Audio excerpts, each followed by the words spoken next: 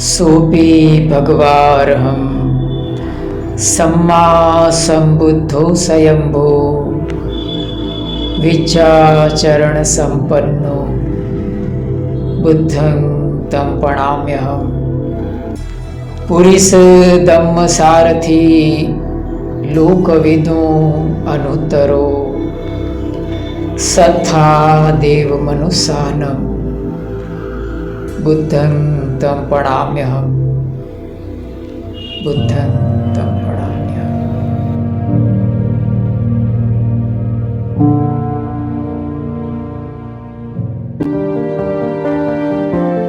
To accelerate the wheel of Dhamma, subscribe the channel and press the bell icon. Vaishakh Purnima के दिन भगवान ने अपना शरीर त्यागा, जिसको महापरिनिर्वाण कहा गया।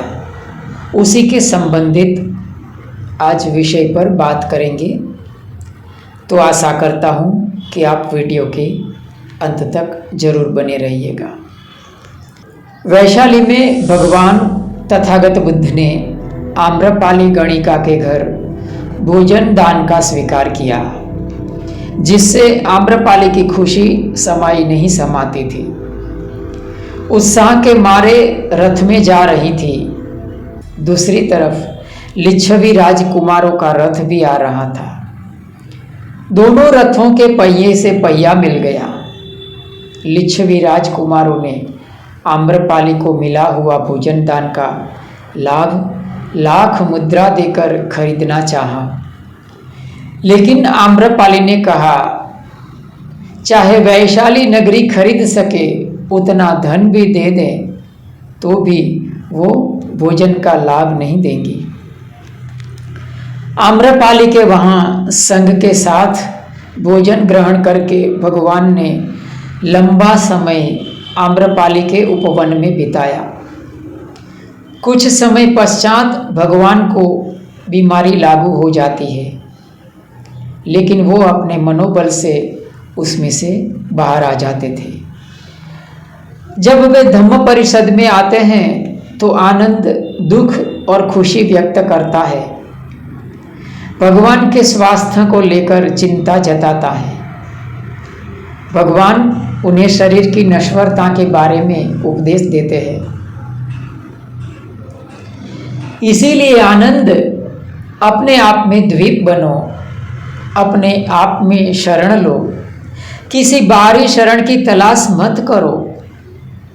धम्म को अपने द्वीप के रूप में, धम्म को अपनी शरण के रूप में जानो, किसी अन्य शरण की तलाश मत करो। और आनंद, एक भिक्षु स्वयं के लिए एक द्वीप होता है, स्वयं के लिए एक आश्रय होता है, जो किसी बाहरी आश्रय की तलाश नहीं करता। जबकि धम्म उसका द्वीप है, धम्म ही उसकी शरण है और कोई अन्य शरण नहीं ढूंढ रहा है। एवं खो आनंद भिक्षु अत्त दीपो विहरति अत्त शरणो अनन्य शरणो धम्म दीपो धम्म शरणो अनन्य शरणो। उस समय पूर्वाह्न का समय था। भगवान वैशाली में चापाल चैत्य में रुके हुए थे। भगवान आनंद को विविध चैत्य की रमणीयता के बारे में कहते हैं। आनंद, वैशाली का चैत्य रमणीय है। उसी तरह उद्यन चैत्य, गौतमक, सतंब, बहुपुत्र, ये सब चैत्य रमणीय है और चापाल चैत्य भी रमणीय है। फिर भगवान आनंद को कहते हैं कि आनंद, जिसने 4 इद्धिपाद का अभ्यास किया हो, भावित किया हो, अच्छी तरह से जान लिया हो, उसमें महारत हासिल किया हो, पूर्णता प्राप्त की हो, वो कल्प भर ठहर सकता है। तो आनंद, तथागत ने भी 4 इद्धिपाद का अभ्यास किया है, अच्छी तरह से भावित किया है, उसमें महारत हासिल की है। इस तरह तथागत भी कल्प भर रुकना चाहे तो रुक सकते हैं। यहाँ भगवान का मतलब 4 इद्धिपाद छंद, वीर्य, चित्त और मीमांसा से था। आइए इसे पाली गाथाओं में देखते हैं। यस्य कस्यचि आनंद चत्तारो इद्धिपादा भाविता बहुलीकता यानिकता वत्थुकता अनुष्ठिता परिचिता सुसमारध्वा आकंख मानो आनंद कप्पम वा तिष्ठेय कप्पावशेषम वा। तथागतस्य खो आनंद, तथागत ने भी आनंद, चत्तारो इद्धिपादा भाविता बहुलीकता यानिकता वत्थुकता अनुष्ठिता परिचिता सुसमारध्वा। सो आकंख मानो आनंद तथागतो कप्पम वा तिष्ठेय कप्पावशेषम वा इति। तथागत भी कल्प भर ठहरना चाहे तो ठहर सकते हैं।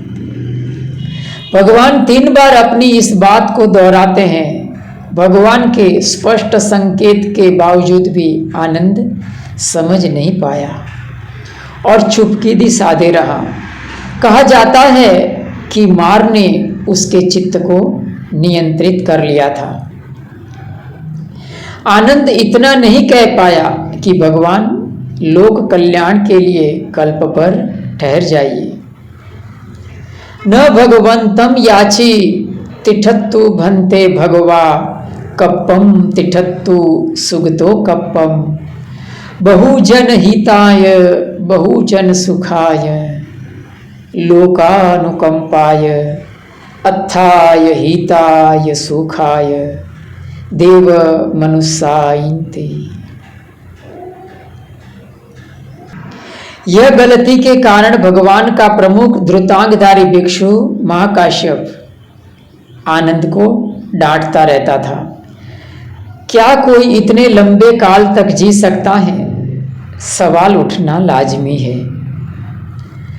आयु क्षय के लिए जिम्मेदार हमारी काया में चल रही क्षयोक्षय की प्रक्रिया है, प्रोसेस ऑफ डिजेनरेशन। सरल भाषा में कहें तो हमारी काया में प्रतिक्षण एक विश्व युद्ध चल रहा है। जो कुछ बाहर समाज में होता है वे सब भीतर के समाज में भी घट रहा है। भीतर सूक्ष्म जीवों के बीच में आगे बढ़ने की हरीफाई चल रही है, ईर्ष्या हो रही है। पढ़ाई लिखाई सब सूक्ष्म लेवल पर भीतर चल रहा है। शरीर के भीतर सूक्ष्म जीव मित्रता निभा रहे हैं, शत्रुता भी पाल रहे हैं, एक दूसरे को मार रहे हैं, एक दूसरे को खाए जा रहे हैं और जिंदगी से हार कर कोई सूक्ष्म जीव आत्महत्या भी कर रहे हैं। भीतर एक कोलाहल चल रहा है। कहा जाता है कि हमारे शरीर में चल रही प्रक्रियाओं को बाहर कारखाने में चलाई जाए तो उसका घोंघाट 10 किलोमीटर तक जा सकता है। यह भीतर चल रहा संघर्ष है, प्रोसेस ऑफ डिजेनरेशन। विज्ञान का मानना है कि बुढ़ापे के लिए मुख्य जिम्मेदार यह प्रोसेस ऑफ डिजेनरेशन है। अगर इसे रोक दिया जाए तो आयु क्षय रुक जाएगा और आदमी बहुत लंबे काल तक जीवित रह सकता है। विज्ञान हाइबरनेशन अर्थात शीत निद्रा पर काम कर रहा है। गहरी समाधि एक हाइबरनेशन है जिसमें सांस सहित हृदय की धड़कन भी थम जाती है। साधक मृत्यु के आमने सामने खड़ा हो जाता है, मृत्यु को जान लेता है, शरीर ठंडा हो जाता है, डॉक्टर मृत घोषित कर सकते हैं। इस अवस्था में शरीर में चल रहा संघर्ष बिल्कुल थम जाता है। शरीर और चित्त जहां होता है वहीं पर थम जाता है। इस अवस्था में गति और समय दोनों थम जाते हैं। आदमी कितना भी लंबे काल तक जी सकता है,